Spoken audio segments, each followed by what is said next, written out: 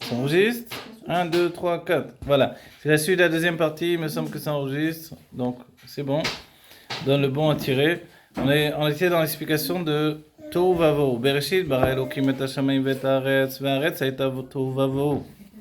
Vechosher al pnei tehom ve'ruach Elokim merachefet al pnei hamayim. Alors je vous traduis. Au commencement, Dieu a créé Elokim. Dieu dans la notion de Elokim. Au commencement, bara Elokim. Vous savez, cette notion-là, on peut dire que Dieu il donne un petit piège déjà dès le début, un grand piège. Bereshit, on peut se dire, quel est ce Dieu qui s'appelle Bereshit? Au commencement, il a créé Elohim. De là, on a déjà un piège où on peut plonger totalement, dans l'écriture sainte, on va dire. Mais Bereshit veut dire au commencement, mais a priori, il manque justement celui qui a organisé, qui a donné naissance à ce commencement. Donc, il aurait dû être écrit Havaye Bereshit bara Elohim. C'est-à-dire que Yud Kevavke, le nom de Dieu, Dieu, dans le nom qui est lié à son essence, a créé le nom Elohim. Donc je le dis avec le cours, il ne faut pas le prononcer. Et le nom Elohim, et les tmimim là, stop. Le nom Elohim, c'est, on a dit, Gematria Teva, la valeur numérique de la Teva, du monde naturel.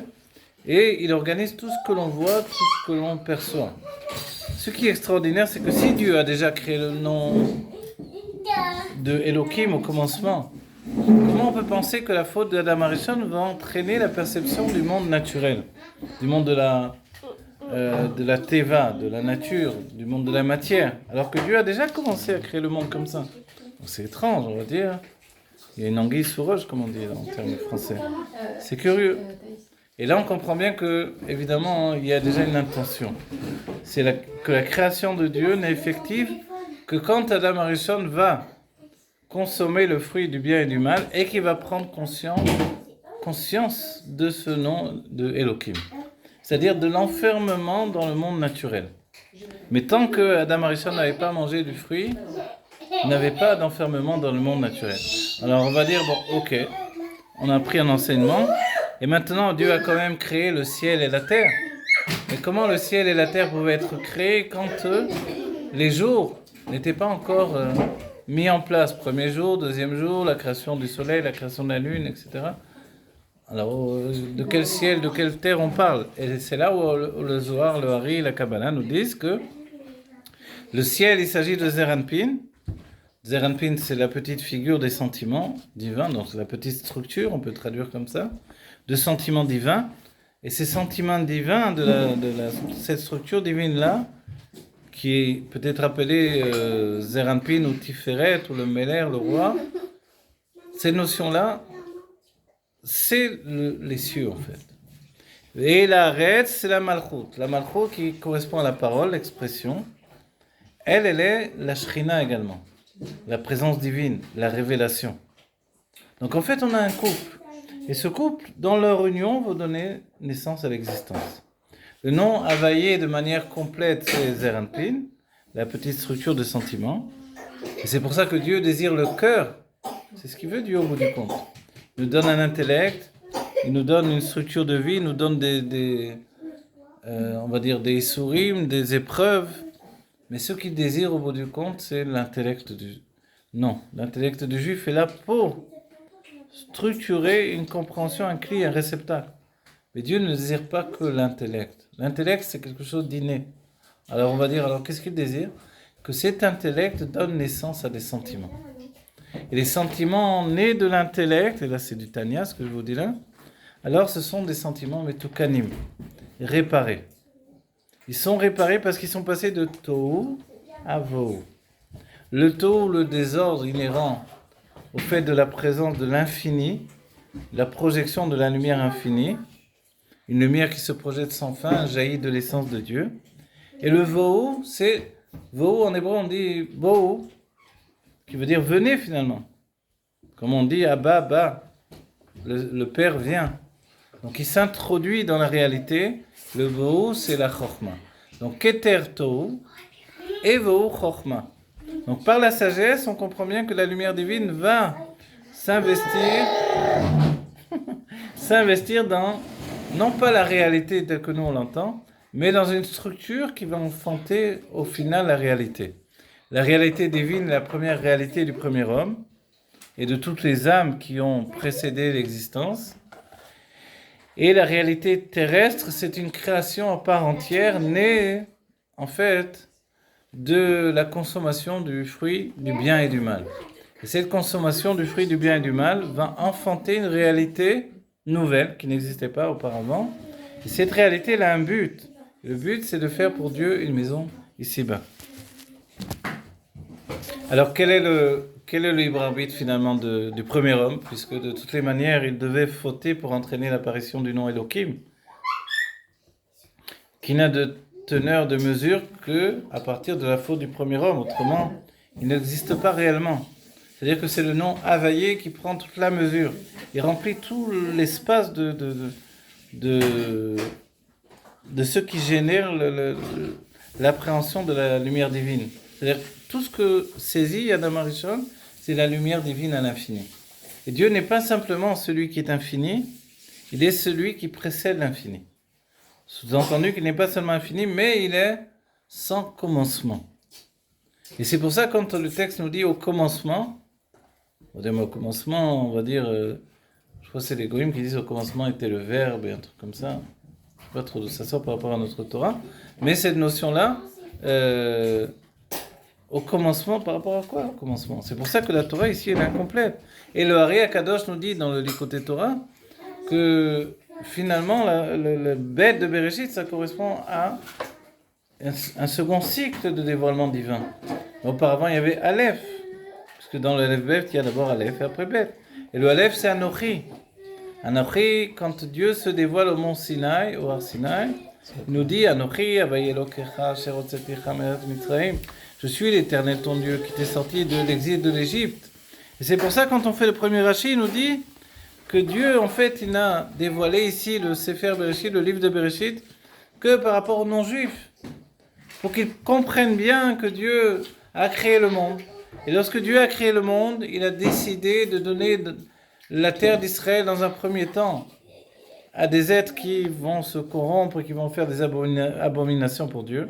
Qu'est-ce que les abominations pour Dieu? C'est pas simplement de faire Avodah Zarah, de faire de l'idolâtrie, mais c'est de sacrifier des enfants à cette idolâtrie. Donc Dieu a enlevé la terre à ces gens-là, et il a donné à ceux qu'il a voulu lui, parce qu'il est le maître du monde et qu'il a créé le monde. Donc on ne peut pas venir nous dire, l'estime à thème, vous êtes des bandits, vous avez volé la terre des autres, la terre des Palestiniens qui étaient avant, des Arabes qui étaient avant. Mais si Dieu leur a enlevé pour nous la donner, c'est qu'ils ont démérité. Et ce n'est pas simplement aujourd'hui, au XXe siècle. Au XXIe siècle, ça se passe. C'était au début du monde déjà que c'était comme ça.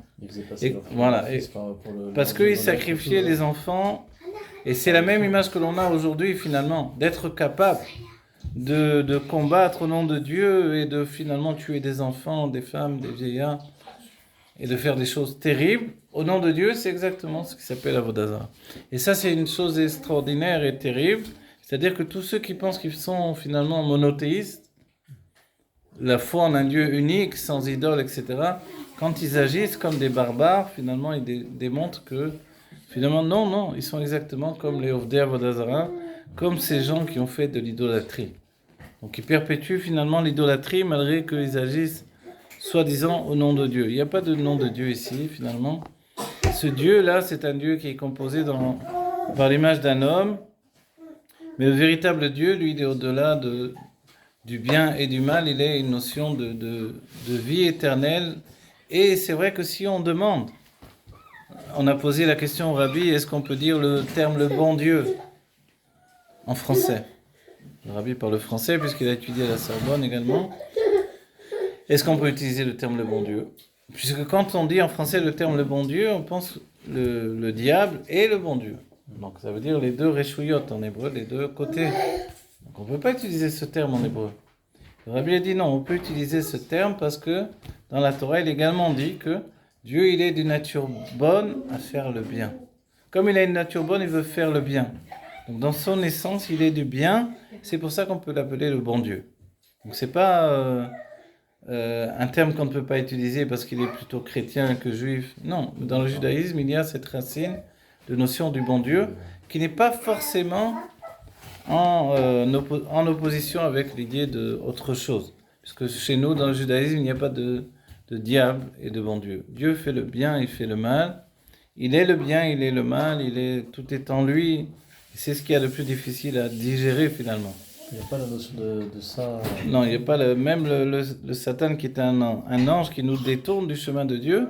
C'est juste un serviteur de Dieu pour nous permettre d'arriver à un niveau plus élevé de notre perfection, comme on l'a dit précédemment, c'est-à-dire une perfection qui dévoile également nos manques et nos insuffisances et même nos fautes qui nous rapprochent de Dieu plutôt que de nous éloigner de Dieu. Donc en fait, finalement, tout est construit de cette manière-là. Là, et quand on dit, mais où est-ce que c'est écrit tout ça? On dit, mais regarde déjà, le commencement, c'est ça. Bereshit bara Elokim et hashamayim ve'et haaretz ve'haaretz hayta tohu vavohu. Tout était tohu. Donc si tout est désordre, et la désolation, on va dire, c'est quoi cette désolation? Se traduit comme ça en français. En fait, c'est la chokhma qui est un réceptacle vide pour recevoir la bénédiction, justement, qui pénètre en elle. Et parce qu'elle est un réceptacle vide, elle peut introduire en elle tout le dévoilement du Keter. Et on dit, Keli malé lo marzik bracha. Un réceptacle qui est rempli, il ne peut pas contenir la bénédiction de Dieu. Alors quand on dit la notion évidemment de le fait qu'il y ait Bereshit, le bête par rapport au monde de Bria, nous dit le Hari Akadosh, le monde de Bria, c'est le monde de la création, qui est le monde de la naissance des âmes. Auparavant, il y a le monde de Hatzilut, donc Bria, bête, Hatzilut, Aleph. Et le monde de Hatzilut, lui, c'est le monde de l'émanation. Et quand on a dit précédemment, Veyamutu velo bechokma, on pourra mourir, mais non pas dans la chokma, c'est-à-dire sous-entendu que dans le monde de Hatzilut, nous sommes immortels. Donc si Adam Arishon se trouvait dans le monde de Bria, il se trouvait dans le monde de Bria, mais brillait dans le monde de Bria la lumière de Hatzilut, qui fait que lui-même était immortel. Qu'est-ce que d'être immortel? C'est d'être d'avant la création.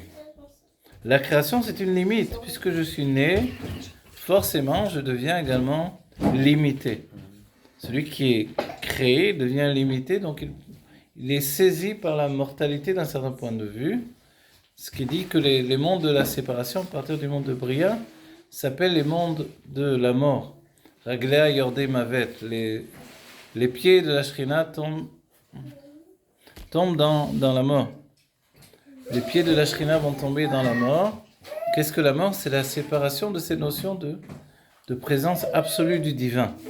Si la présence absolue du divin, elle exprime non pas juste la présence de Dieu, mais la notion de Dieu en tant qu'être absolu. C'est-à-dire qu'il n'y a pas de possibilité de penser autre chose que Dieu. De là, on dit, mais Adam Arishon, dans ce cas-là, comment il a pu arriver à penser autre chose que Dieu? Donc, quand on dit qu'Adam Arishon est immortel, c'est parce que c'est comme ça que Dieu l'a créé. Parce que quand on dit que Dieu a créé Adam Arishon avec ses mains, il a façonné avec ses mains, mais Dieu, il n'a pas de mains. On va dire, c'est quoi cette image? Pourquoi me dire avec les mains? Alors on cherche, évidemment, c'est comme des codes. Il faut chercher la signification. Qu'est-ce que signifient les mains de Dieu? Ce sont les sentiments. Ah, Dieu a créé le premier homme avec ses sentiments. On va dire, attends, mais Dieu n'a même pas de sentiments comme on l'entend nous. Alors on va dire justement, Dieu l'a créé avec des sentiments divins. Si Dieu l'a créé avec des sentiments divins, alors ça nous enseigne quoi? C'est justement cette notion d'infini qui était en lui. Quand Dieu nous a créés à son image, on dit alors, voilà, l'image de Dieu, c'est la tête que j'ai dans le miroir. Non? Alors c'est quoi l'image de Dieu? L'image de Dieu, ce sont ces sentiments divins qui vont donner naissance à des sentiments humains, qui eux sont une expression du divin dans une réalité humaine, qui elle va entraîner des réactions dans cette réalité divine. Allez, les brachas. C'est sûr qu'on se demande sur Adam Arishon, qu'est-ce qui l'a entraîné à la faute finalement? Donc on a dit la notion du nachash, etc. Mais c'est justement le fait que le monde a été créé de cette manière-là au commencement. C'est-à-dire la notion de Bereshit bara Elokim. Donc lorsque Dieu a créé, donné naissance à Elokim, qui lui a mis en place la notion de du monde qui est un monde de Tohu Vavohu. Alors il y a déjà en place cette notion qui doit s'exprimer par la suite. Et pour qu'elle s'exprime par la suite, on a besoin de passer par le biais de la faute de Adam Arishon. Et de là, on considère que la faute d'Adam Arishon, on a dit Mimi Misotel. La faute d'Adam Arishon, elle est finalement une résultante de toute la volonté de Dieu de créer le monde de cette manière-là. Si on dit mais il a fauté, c'est une faute. La faute, c'est le tohu. Le vohu, c'est de rentrer dans la notion de tchouva, qui va venir ensuite. Bon, voilà. Alors, vu qu'ils m'ont tous saoulé à faire du bruit, tous les enfants, on va terminer le cours. Mais on va reprendre tout ce qui se dit en antenne, on va dire. C'est le bruit de la vie, dit ma femme. Voilà.